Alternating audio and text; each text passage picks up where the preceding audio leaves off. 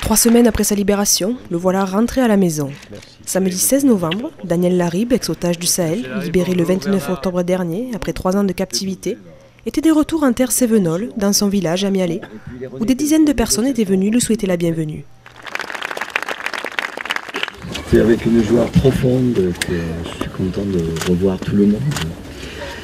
Je suis un peu content que j'ai quitté un désert de captivité pour rejoindre un désert de liberté. Un désert, j'ai quitté aussi un désert d'intolérance pour regagner un désert de tolérance.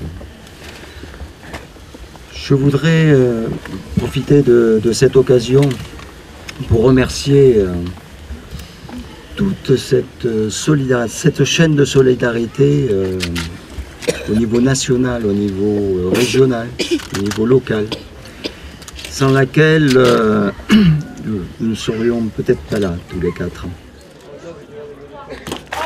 Comme un symbole pour marquer la fin de ce long cauchemar, il a lui-même décroché la banderole de soutien qui était apposée sur la façade de la mairie de Mialé, accompagné de Gilbert Rouanet, maire de la commune.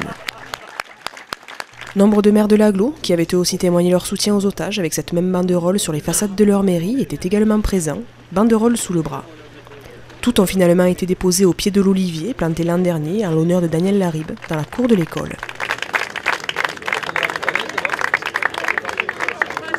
Et pour pas qu'on installe les otages dans l'oubli, la première manifestation de la famille, bien sûr, et avec la commune de Mialé, avait été la plantation de cet olivier. Un olivier qui est arbre qui véhicule un message d'espoir, d'espérance, etc. Et de paix. Cet olivier, vous l'avez pu le voir, a porté ses fruits au-delà de toute espérance, c'est ce dont je vous parlais tout à l'heure. Parce que d'une part, au sens figuré, M. Laribe a été libéré, donc c'est quand même le plus beau fruit de cet arbre. Et d'autre part, vous avez pu voir qu'il y avait, au sens propre, qu'il était couvert d'olives. Les symboles sont très importants.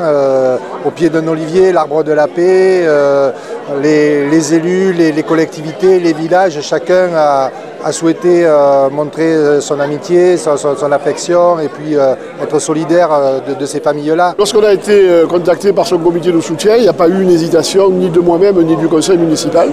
Et je pense qu'il fallait manifester notre soutien et aujourd'hui lui prouver que par notre présence, on n'avait jamais oublié, même si ça y est, c'est fini, il est libre. Venir déposer cette banderole ici, effectivement c'est un moment fort, quoi.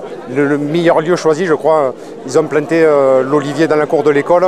Venir déposer les banderoles au pied de cet olivier est un signe de liberté, de fraternité, de convivialité, de joie. Je crois qu'aujourd'hui dans ce foyer, le nombre de personnes réunies prouve que voilà, il y avait un vrai élan de solidarité et aujourd'hui, d'avoir déposé ces banderoles, c'est un vrai moment de joie.